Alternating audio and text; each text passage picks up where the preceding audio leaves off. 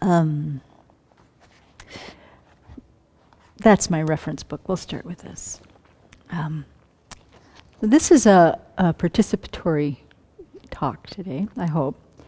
I found, in preparing for another talk, I found a quote that I have really been meditating on lately.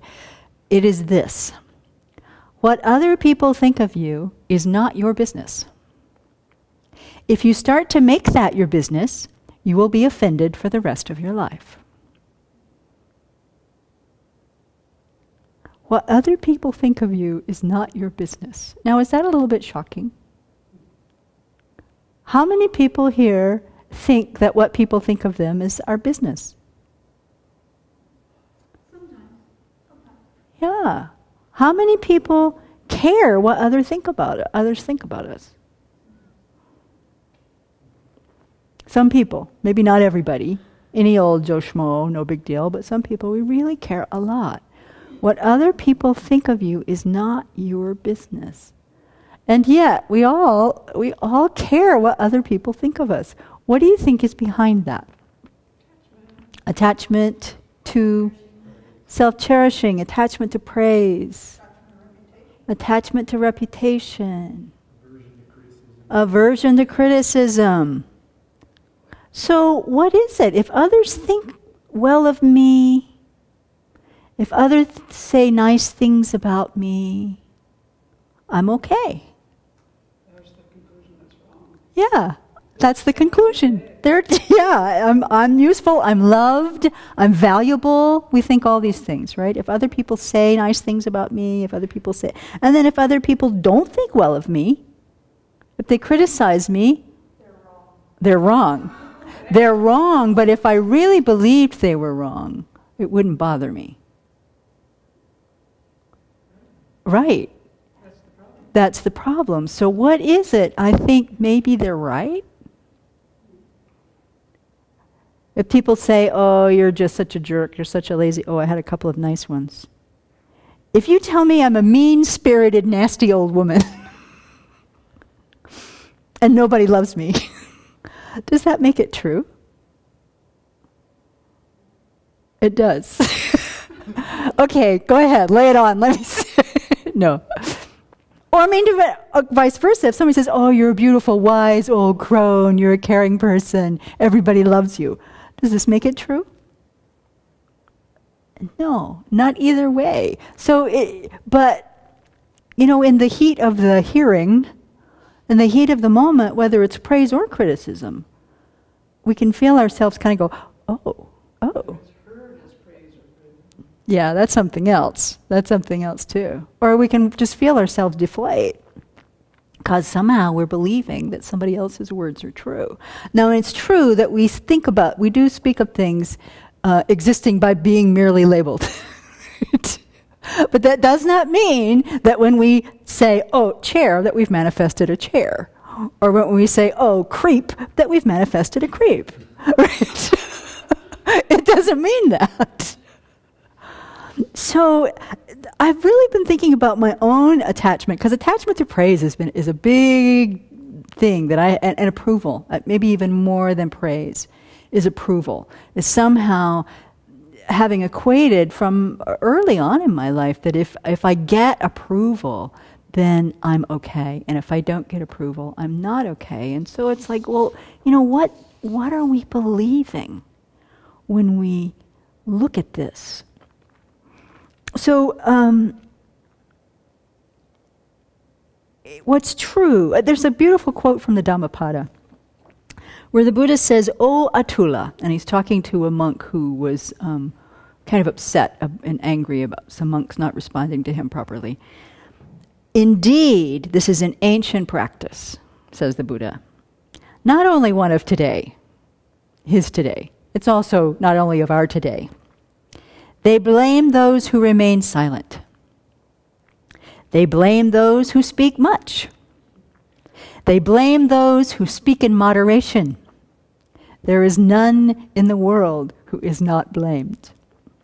There never was, there never will be, nor is there now a person who is wholly blamed or praised."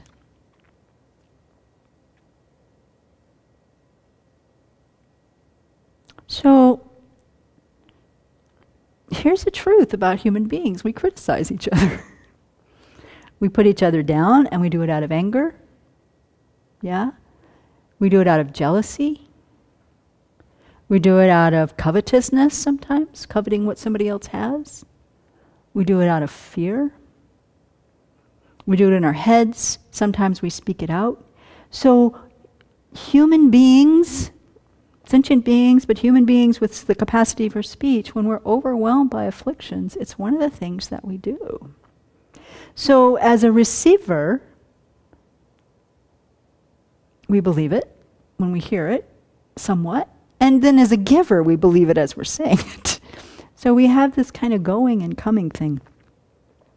So I thought it would be interesting to just think about what are some antidotes that people use. I went to Venerable Chödrön's book. She has a beautiful, long chapter on this in this book and also in Taming the Mind. So honestly, and I have found this to be a great resource, and there are also some on her website.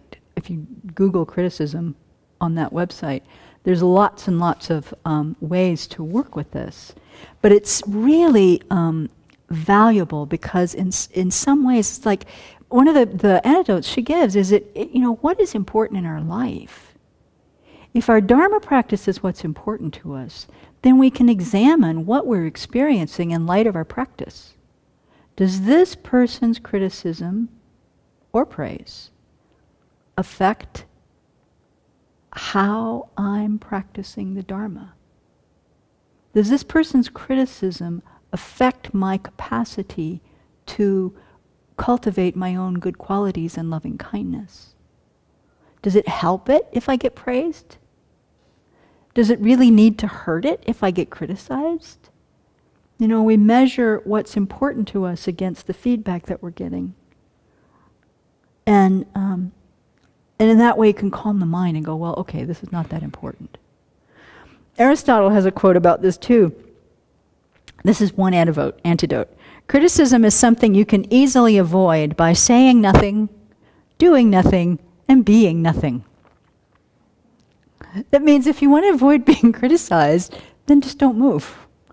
Be a lump on the... Don't offend, don't do anything that anybody... Don't be a target. But nobody wants to live like that. I know this is a sarcastic kind of way of speaking about an antidote.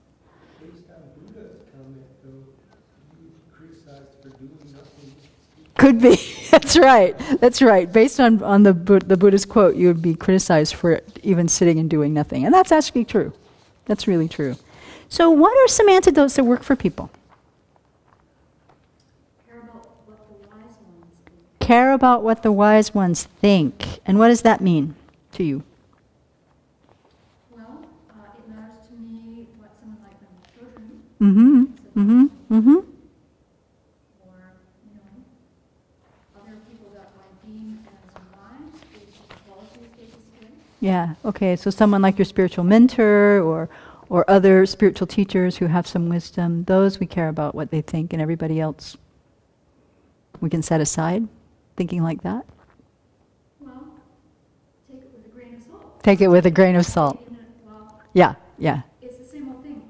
Why should I care about what others think when I can't control what they think? Right. Why should I care about others think when I can't control what they think? I can't control what I think, even. Right? So, yeah, that's a really good one. And does that calm your mind when you apply that? Sometimes. What else? Creative assistance, creative help. That the people's criticism as creative help? So looking at it and saying, is there some truth in this? Is there something here I can learn from? Did I maybe make a mistake I wasn't aware of? Am I, yeah. And if I am, then something I can learn from. And if it's not, let it go. Or if it's not, maybe there's a misunderstanding on the other side that could actually be cleared up. We could take a step towards connection and communication and see if that's possible. So that's an antidote. Venerable Tarpa? I like to do what she just mentioned. Yeah, that one works for you I too. also like to, I always say to myself, I'm perceiving it this way. Uh-huh. Because we often perceive help as harm. Yeah. So I find it good to question my perception of what I just Right. So clarify for yourself that what I'm hearing is not gospel truth. What I've heard is my perception. Right. And then I also like to,